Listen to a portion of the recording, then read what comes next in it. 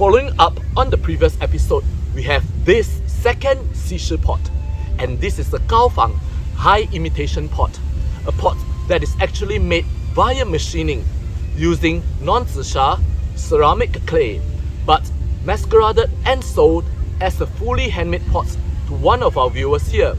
Upon receipt of this pot, he was very suspicious of it.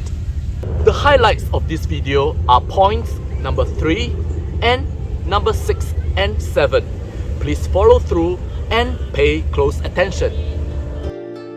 First thing that strikes you when you lift it up, you will be shocked at how heavy it weighs. Substantiating it, yes, it weighs a full 151 grams.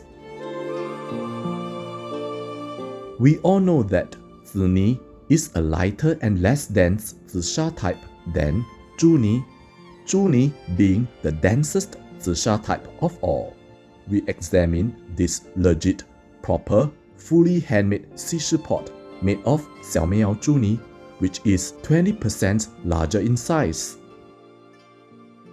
And yet it weighs only 141 grams. Therefore, this pot sent in by one of our viewers justifies his suspicion. This newly bought ZiSha pot of his from a certain portal is indeed not a ZiSha pot, it is a machined pot. And being machined, it could never have utilized ZiSha clay as its constituent material because ZiSha clay cannot withstand machining.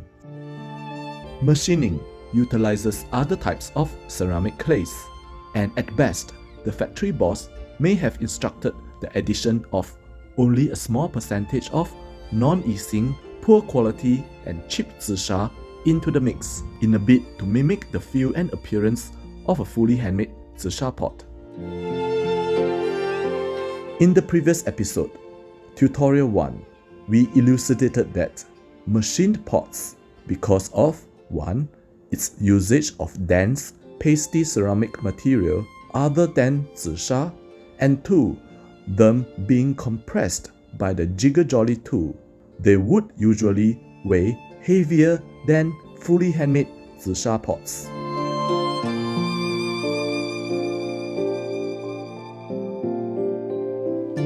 While slip-casted pots would generally weigh lighter than fully handmade ZiSha pots.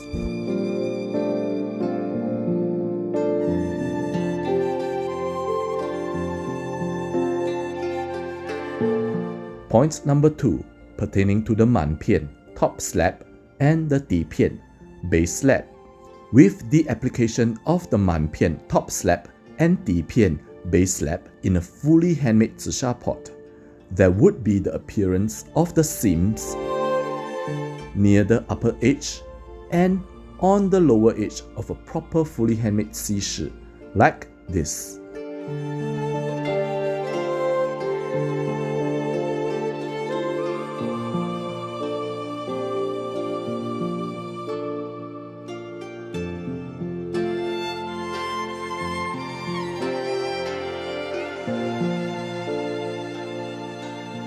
However, in the fake ZiSha pot here, which is likely a jigger-jolly machined pot, there is the absence of these two seams.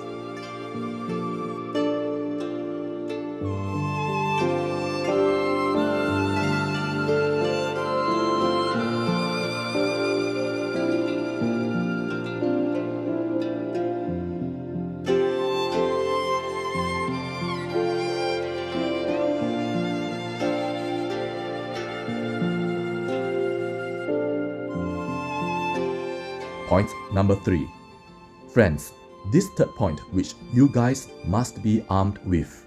In tutorial 1, we mentioned that there would be a jagged edge on the inside near the top edge, reflective of the application of the Man Pian top slab in a fully handmade ZiSha pot. We look at this fake ZiSha pot. Although lacking any visible seam on the outside, it does spot a jagged edge on the inside.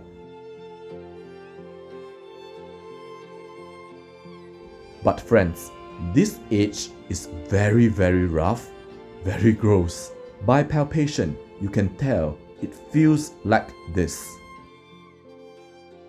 So, if this is not from a Man Pian, what is this reflective of? This, my friends, is the artifact left when the jigger jolly tool was retracting off from the clay.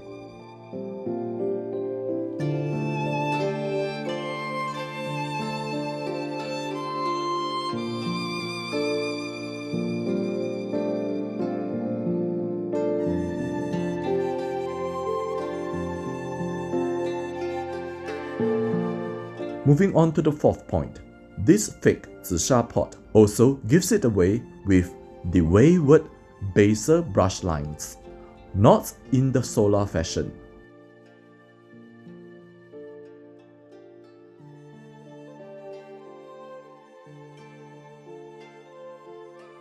A proper, fully handmade ZiSha pot would have neat solar brush lines executed from the center point outwards in a neat radial fashion all around. Fully handmaking artisans know about pride, and they had undergone years of training in order to execute one fully handmade ZiSha work of art.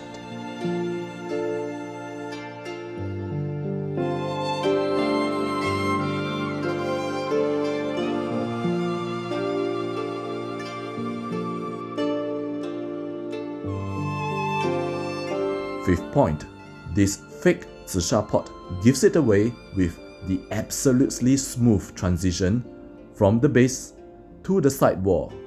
These parts being revealed because the worker had been careless and missed out on brushing the periphery all around.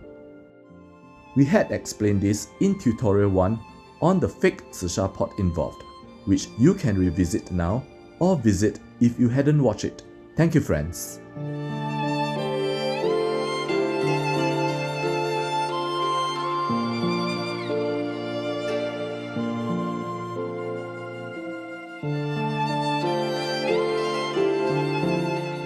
Friends, the important point number 6. This machined pot shows the low 推墙刮底 brush lines crossing up the side wall. Previously in tutorial 1, we had explained that for half handmade, slip casted and jigger jolly machined pots, the workers like to brush the lines high up along the side wall so as to disguise their inherent compactness and smoothness. However, some workers are instructed by their factory bosses to just leave it low, brush it low just like fully handmaking artisans would, and leave the compacted and smooth side walls undisguised.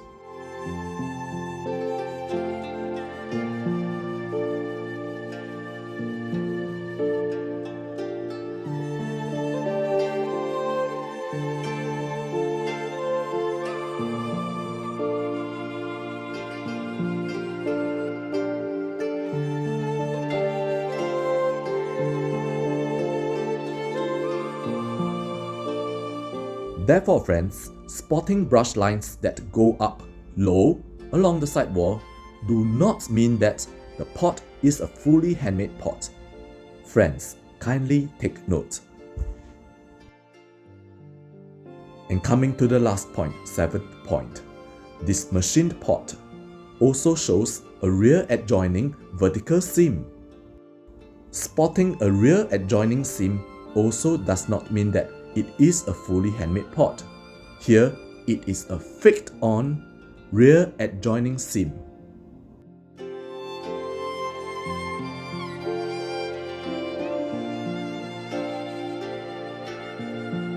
So friends, beware, be aware, be alert. You need to take notes of all the features. the presence or absence thereof in a presenting pot before you make a final, correct judgment.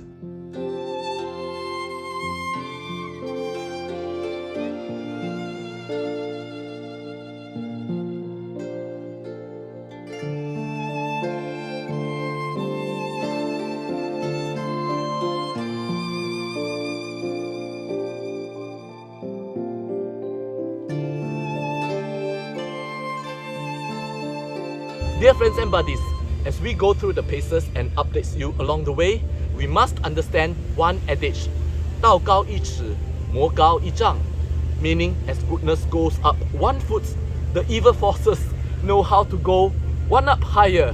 So we all must be wary of how the industry is evolving, that is churning out fake ZiSha pots, fake fully handmade pots, and are always looking at ways of faking the real thing, hiding its machined artifacts from us, while masterminding ways to fake artifacts of the fully handmade process.